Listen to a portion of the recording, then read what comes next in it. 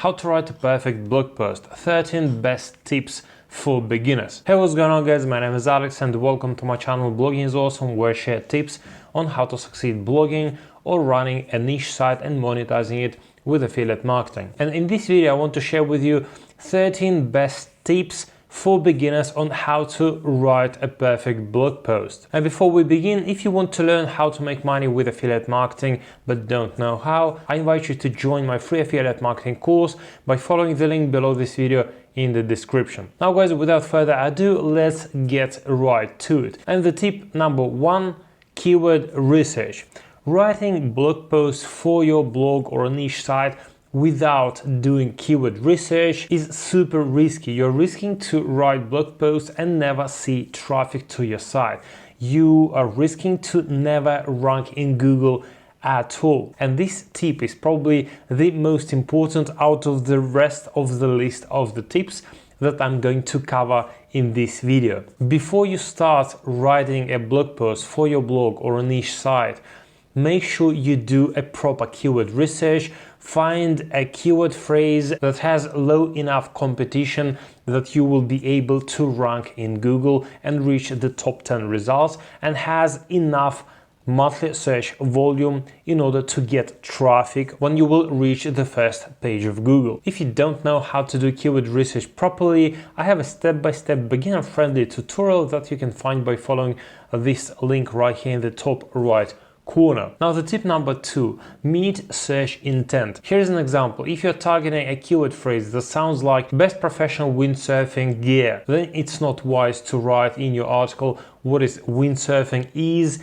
and how it works, because these people who are searching for the best windsurfing gear for professionals are already aware what windsurfing is. They already have a decent experience. They're already professionals or at least advanced windsurfers. Instead, in addition to reviewing the best windsurfing gear for professionals, it's wise to include some information on what's the difference between the beginner's windsurfing gear and windsurfing gear for professionals. This will definitely meet the search intent. And of course, if you're writing an article targeting the keyword phrase that sounds like best windsurfing gear for professionals, then obviously people who are searching for this query, they expect to see in your blog post the actual list of the best windsurfing gear for professionals. Also, they might be interested in reviews, in comparisons, and in general in buyer's guide for these kind of things. After you did your keyword research and came up with a keyword phrase that you want to target and already have a general idea of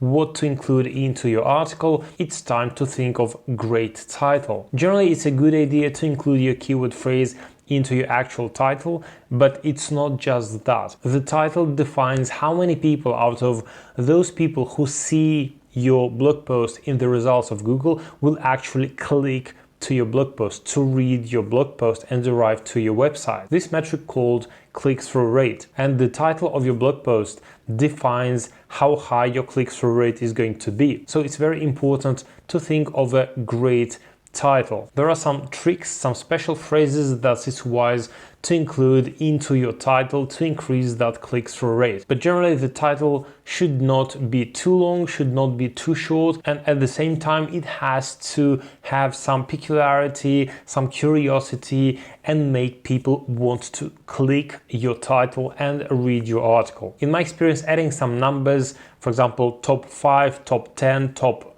13, adding some words like best, for example, review, or current year in the brackets, for example, it all helps to increase the click-through rate. Now let's talk about structuring your content. In general, you can split your blog post, your article, into three major parts: the introduction, the body of your article, of your blog post, and the conclusion. And the tip number four is introduction. Write your introduction straight to the point. Avoid filler language, avoid some fluff. I always like to get straight to the point because, for example, in my personal experience, if I'm looking for the information on what is the best windsurfing gear, I search on Google, I open a blog post, and the first sentence in the introduction says something like windsurfing is a great water sport. Like, come on, if I'm looking for the best windsurfing gear, obviously I know that windsurfing is a great water sport. it's like stating the obvious. Just avoid these kind of things, avoid this kind of fluffy introduction, and instead let people know what they're going to learn in your blog post if they continue reading, or what they can expect from your article. This way you will let readers know that they arrive to the right place and they will learn the exact information what they're looking for. Now the tip number 5, the body of your blog post. Again, avoid filler language.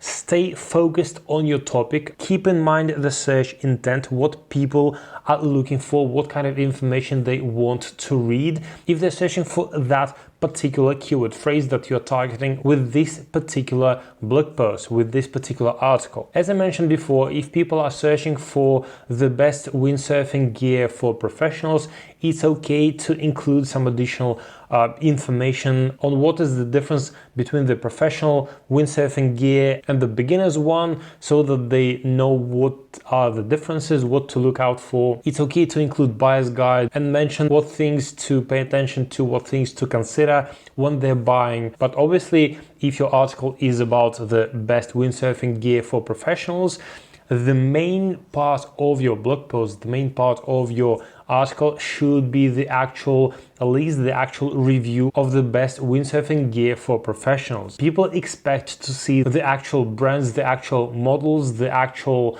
list of the gear that they need for professional windsurfing. But if you think that some of the information is actually super relevant, super related to the topic of your article, meets the search intent, it can be very helpful to the reader that is searching for this particular keyword phrase, then by all means include this extra information. It's always good to write longer article that covers all the bases, that covers the topic from all the angles, than to write shorter one. Now the tip number 6 is the conclusion. After you covered all the main things of the article that you were writing, write a short conclusion. Don't write 3, 4, 5 paragraphs of the conclusion. The conclusion should be like really short, like maybe 100, 150 words, maybe not longer than 200 words. It should be a sum up of your entire article. If you were reviewing, for example, 5 best things, 5 best items for a particular purpose, then write in the conclusion what is your choice, what do you think is the best out of those 5 items that you reviewed in your article, is the number 1 choice for you personally, in your opinion. Sum up the advantages of this item, add your affiliate link in your conclusion to that item where people can actually go and buy that item. But if the article was purely informational without reviewing any items and providing just the value to the reader, then again in the conclusion you should write a brief summary, like really focus the essence of the information that you were providing them in the main body of your blog post. And it's a good idea to include call to action in your conclusion. It can be subscribe to your email list, click an affiliate link to check the price or read more reviews, so that it would increase the chances that they buy the item and you will get the commission. Now the tip number 7, use shorter paragraphs and subheadings. Meaning you should structure your content wisely. Don't write the walls of text as it used to be the case. My personal recommendation is to keep your paragraphs shorter than 300 words. These days it's okay to even write paragraphs of 2-3 sentences and then split into the next one. Also add subheadings and generally structure the content and keep it pleasant to the eyes. These days when people are seeing walls of text, not split into paragraphs, into sections, they get scared, they get bored right away and they want to close that page and go read another one that is split into sections, split into paragraphs. So keep this in mind and structure your content wisely. This creates some kind of sense of engagement of your reader, and it's easier for them to navigate your content. It's easier for you to create table of contents on top of your article so that people could choose which section to go to and read right away. Now the tip number 8, the length of your blog post. If we're talking about the minimum length of a blog post, then my recommendation is not shorter than 1000 words.